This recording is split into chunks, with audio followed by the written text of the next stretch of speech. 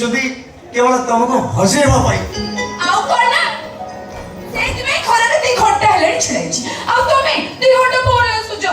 ମୁଁ କଣ କରିବି କହିଲେ ଘରଟି ବାହାରକୁ ବାପାଙ୍କ ସାମ୍ନାରେ ପଡ଼ିଗଲି। ବାପା କଣ ପ୍ରଥମେ କଲେଜ ୟୁନିଫର୍ମ ପିନ୍ଧ ତାପରେ ଯାଇ କଲେଜ ଯିବୁ। ତାପରେ ନିଜେ ନେଇକି ମତେ କଲେଜ ଛାଡ଼ିକି ଆସିଲେ। ମୁଁ ସେଠୁ ଅଟୋ କରିକି ତମ ପାଖକୁ ଆସିଲି। ସେଇଥିପାଇଁ ଟିକେ ଲେଟ୍ ହେଇଗଲା ଆଉ। ମୋବାଇଲଟା ଯଦି ପାଖରେ ଥାନ୍ତା ତାହେଲେ ଫୋନ କରି ଜଣେଇ ପାରିଥାନ୍ତ କିନ୍ତୁ ମୋବାଇଲଟା ପାଖରେ ରଖୁନ। ଆରେ କେତେବେଳେ ଟିକେ କଥା ହବାକୁ ଚାହିଁଲେ ବି କଥା ହେଇପାରୁନି।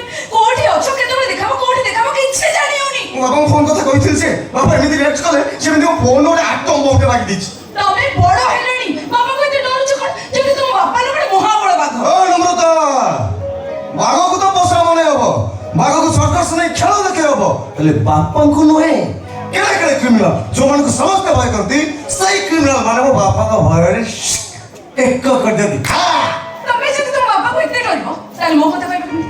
ଆମ ବାହାଘର କଥା କହିବ କେମିତି? କଣ ମୁଁ କହିବି ମରିବିନି କଣ ମୋ ବୋଉକୁ କହିଦେବି ଓ ବୁଝେଇ ସୁଝେଇ ବାପାଙ୍କୁ ରାଜି କରିଦବ। ଠିକ ଅଛି ତମ ବୋଉକୁ କହି ଆମ ବାହାଘର ଶୀଘ୍ର ଫାଇନାଲ କର।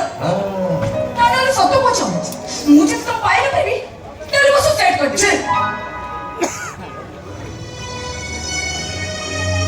ଏମିତି କଥା କାହିଁ କହୁଛୁ?